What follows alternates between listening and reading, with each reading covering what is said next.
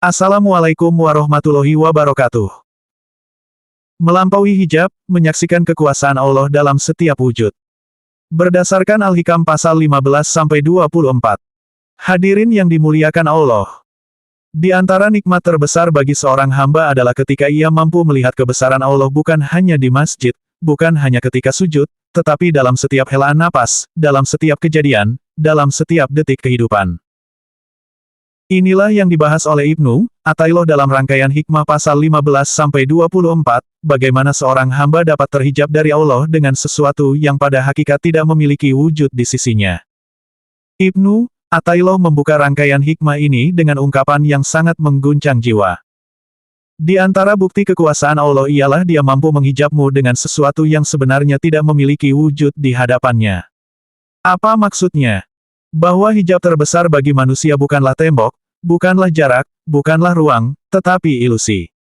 Hijab itu adalah kelekatan pada dunia, prasangka, ego, nafsu, cinta berlebihan pada makhluk, ketergantungan pada sebab, dan lupa bahwa Allah lah yang mengatur segala sesuatu.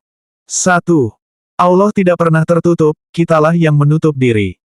Hikmah 16-22 berulang kali menegaskan dengan kalimat, bagaimana mungkin?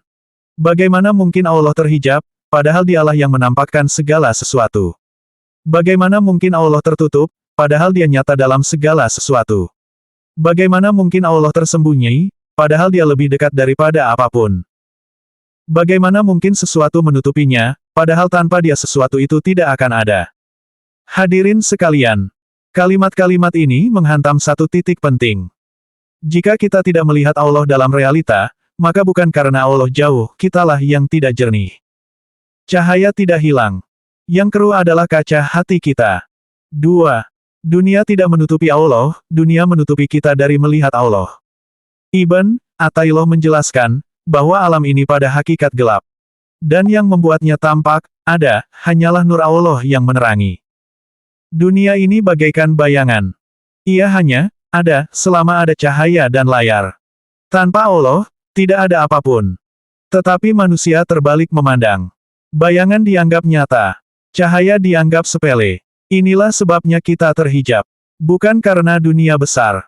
Tetapi karena hati kita kecil. 3. Fenomena hijab dalam kehidupan kekinian. Di dunia modern, hijab batin semakin banyak bentuknya. A. Hijab teknologi dan informasi. Kita memandang layar lebih sering daripada memandang langit. Kita menghafal nama artis, lupa sifat Allah. Kita mengenal algoritma, tetapi tidak mengenal takdir. B. Hijab pekerjaan dan ambisi. Pekerjaan mengepung dari pagi hingga malam. Rezeki dicari seakan-akan Allah bukan Ar-Razak. Karir dikejar seakan-akan diri sendiri penentu hidup. C. Hijab kelekatan pada makhluk. Cinta berlebihan pada seseorang membuat hati lupa sang pemberi cinta. Takut kehilangan harta, lupa bahwa harta hanya titipan. Bangga pada jabatan, lupa bahwa jabatan bisa dicabut dalam sekejap. D. Hijab ego dan keakuan. Inilah hijab paling tebal. Ketika hati berkata, ini usahaku. Ketika lidah berkata, aku bisa. Ketika jiwa bangga dengan amalnya. Padahal semuanya adalah pemberian Allah. 4. Syuhud, melihat Allah sebelum, pada, dan sesudah segala sesuatu. Hikmah 15-24 mengajarkan 4 tingkat pandangan hati. 1. Melihat Allah di dalam alam. Melihat ciptaan dan langsung sadar Sang Pencipta. 2. Melihat Allah di dekat alam. Segala gerak diatur olehnya. 3. Melihat Allah sebelum alam. Tidak ada peristiwa terjadi tanpa kehendaknya. 4. Melihat Allah sesudah alam. Amal yang kita lakukan pun pada hakikat Allah yang menciptakannya. Inilah makam marifat yang sejati, ketika seorang hamba melihat Allah di setiap sisi kehidupan. 5. Puncak hikmah, ketika semua selain Allah seakan tidak ada. Hikmah ditutup dengan ucapan, betapa ajaib. Wujud tampak dalam ketiadaan. Apa maksudnya? Bahwa hakikat dunia ini sesungguhnya rapuh, fana, tidak stabil, sementara. Yang benar-benar kuat, kekal, dan nyata hanyalah Allah. Jika hati sudah bersyahadah kepada Allah dengan pandangan marifat, maka segala wujud selainnya tampak seperti debu yang tertiup cahaya. Ada, namun tidak hakiki. Nampak, namun tidak berdiri sendiri. Bergerak, namun digerakkan. 6. Penutup, bersihkan hati dari hijab yang tak berwujud. Hadirin yang dirahmati Allah. Al-Hikam ingin mengingatkan. Hijab terdalam bukanlah yang bisa dilihat, tetapi yang bisa dirasakan. Hijab itu adalah lupa, lalai, bangga, merasa memiliki, merasa mampu, merasa berjasa. Ketika hijab-hijab ini tersingkap, maka hati akan memandang dunia sebagaimana mestinya. Dan memandang Allah sebagaimana seharusnya. Semoga Allah membuka mata hati kita. Membersihkan jiwa kita dari hijab-hijab yang samar. Dan menuntun kita menuju cahaya marifat. Menyaksikan kekuasaan Allah dalam setiap wujud. Jamaah yang dirahmati Allah. Ibn Athaillah dalam Al-Hikam pasal ke-14 memberikan sesuatu yang sangat berharga bagi kehidupan kita. Alam ini seluruhnya gelap. Yang membuatnya terang hanyalah tampaknya Allah di dalamnya. Inilah kalimat yang mengubah cara seorang hamba memandang dunia. Bukan hanya langit, gunung, atau lautan, bahkan keluarga, pekerjaan, politik, pendidikan, dan seluruh realitas modern pun termasuk alam yang dimaksud.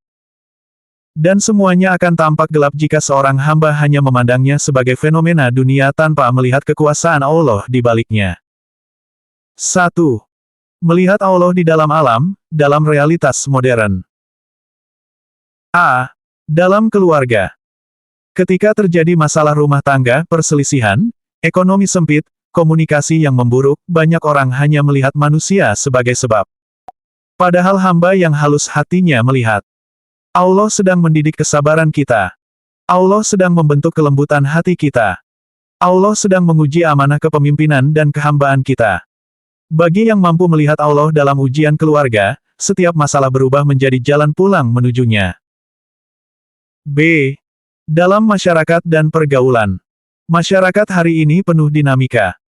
Perpecahan. Fitnah. Perkembangan teknologi yang tidak terbendung. Perubahan budaya yang cepat. Bagi mata yang gelap, semua ini hanya membuat gelisah. Namun bagi yang melihat Allah, ia menyadari bahwa perubahan zaman adalah tanda kekuasaannya. Allah menggerakkan hati manusia, menggulung peradaban, dan menciptakan momentum agar manusia kembali kepadanya. 2. Melihat Allah di dekat alam, merawat kesadaran ruhani. Ketika seorang hamba menyadari bahwa Allah lah yang mengatur segalanya, maka lahirlah rasa muraqabah, syukur, amanah dalam bekerja, lapang dalam menghadapi ujian. A. Dalam dunia politik. Suka tidak suka, kita hidup di tengah ketegangan politik, perebutan kepentingan, dan polarisasi. Namun hamba yang bijak akan melihat.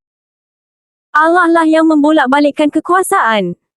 Allah lah yang menurunkan pemimpin sesuai keadaan umat. Allah lah yang menguji kejujuran, kesabaran, dan integritas masyarakat. Dengan kesadaran ini, seorang hamba tidak hanyut dalam kebencian politik, tetapi tetap kritis, adil, dan menjaga hati. B. Dalam dunia pendidikan. Hari ini pendidikan sering berbenturan dengan tuntutan pekerjaan, tekanan kompetisi, krisis moral dan adab. Namun hamba yang melihat Allah di balik semua itu akan memahami bahwa Allah sedang membuka jalan agar anak-anak belajar hikmah. Allah memberi kita amanah untuk menjadi teladan.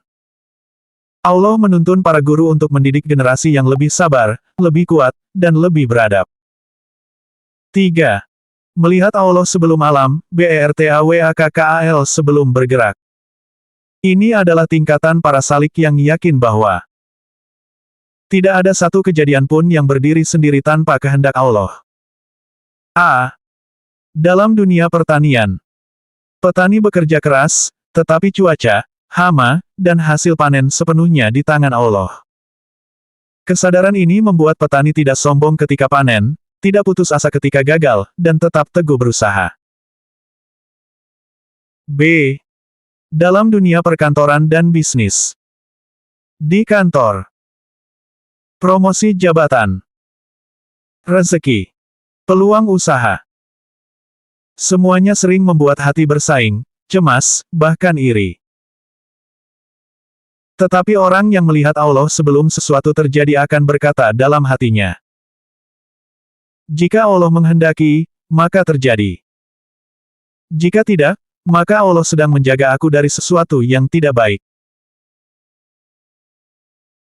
Inilah tawakal sejati yang membuat hati tenang. 4. Melihat Allah sesudah alam, menyadari bahwa amal itu tercipta olehnya. Ini adalah makam tertinggi. Setelah seorang hamba beramal, ia tidak mengakui amal itu sebagai miliknya. Dalam dunia modern, ini menjadi obat bagi penyakit. Ujub. Ria. Merasa paling hebat. Merasa paling benar.